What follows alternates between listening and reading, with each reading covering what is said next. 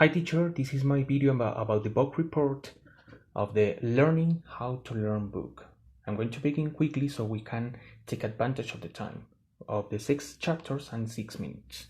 First of all, let's going to talk about the first chapter. I felt identified with the author, Barb.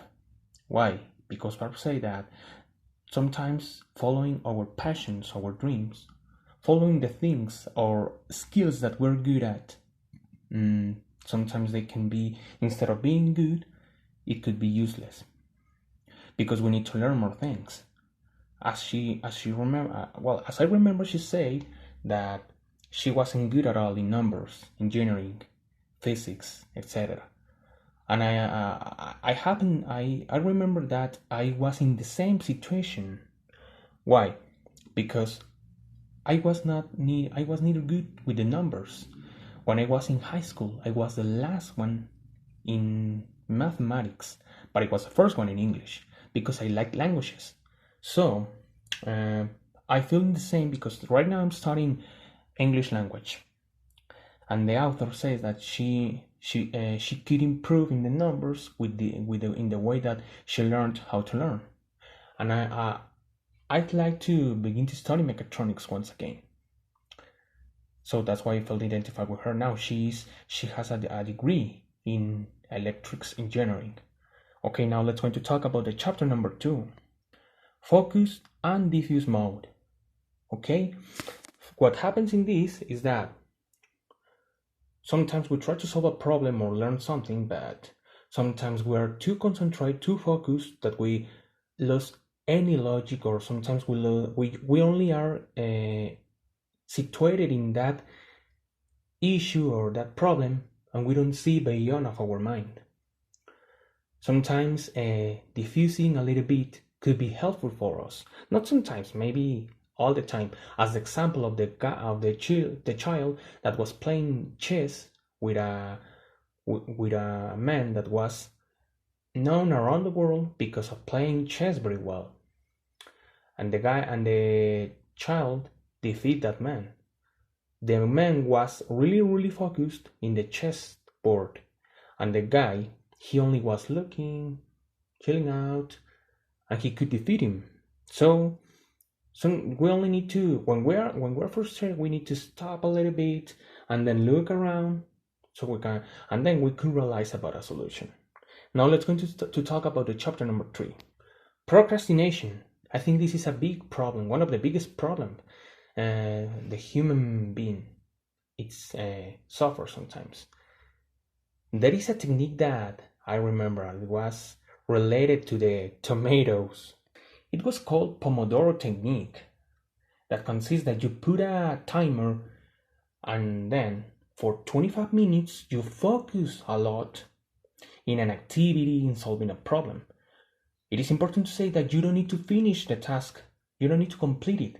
If you can complete it, that is maybe because it's too short or it doesn't need a lot of work, it's okay. But if the task is kind of difficult or laborious, you don't need to finish it. You only get focused for 25 minutes. Then after those 25 minutes, you give a reward to you. Maybe go out and take a little bit of fresh air, a fruit, a snack, whatever you need, and then you go back again. Of course, it is important to say that having a rest is okay, but too long rest is not good.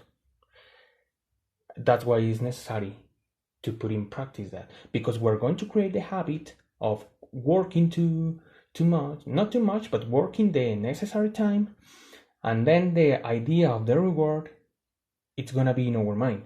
Because I learned also that when we think about something that we don't like to do, or something that we need to do but we don't like, or it needs a lot of work, one of our cortex in our brains interprets that idea as painful.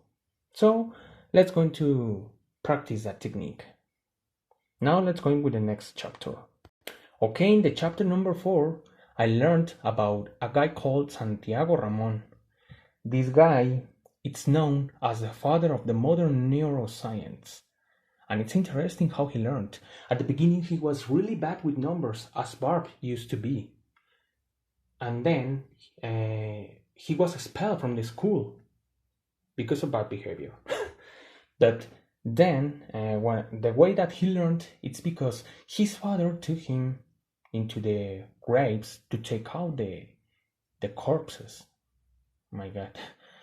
And then that's how he learned. Of course, today it's illegal to do that. So, okay, but the idea is that he learned, and then he got interested in that, in the neuroscience, and then he put all his effort to learn numbers and to be in peace with mathematics. I also inspired him because I'm going to do that. I really want to learn mathematics, heavy mathematics. I want to study an engineering so I can complement it with my current major, English language. And I'm sure I'm going to do it with mechatronics. Of course, here we mention a point about how the neurons work. They're like small aliens with 3 legs. The legs gives information to with the arm, it has an arm in the head and only one eye which represents the core. So the arm gives information to another neuron in the leg, in a small spines that are called I forgot the name, sorry. But the neurons give the information in the leg with some spines. Okay, let's going to continue because this is a process that it's called brain link. Now let's going to talk about the next chapter. Here, one of the co-authors begins his own testimony. It's Al. Al says that he learned chemistry because he'd like to know more about the world, but he learned chemistry when he was already a professor.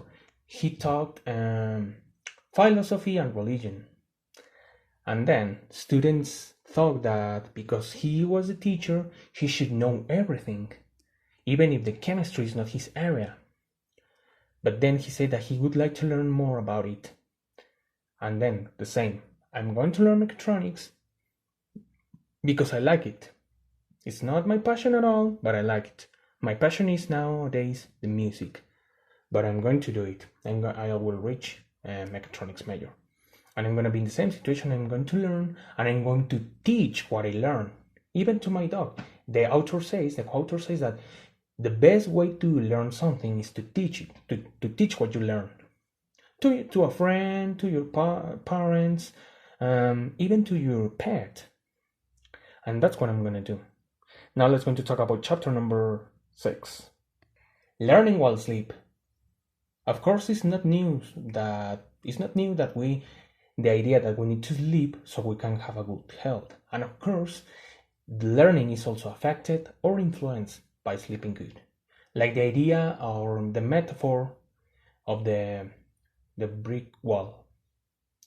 For example, if you sleep well, you leave the mortar to get dry so the bricks don't come down. If you don't sleep, the bricks are going to come down and then the learning is not going to be complete. Because when you learn something, new spines appear in the legs of the alien, in the neuron. So if you don't use them, you're going to lose them.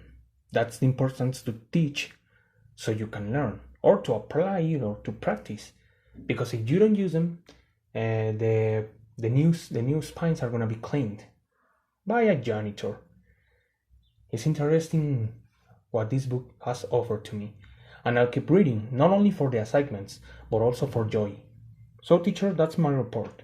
Thank you very much.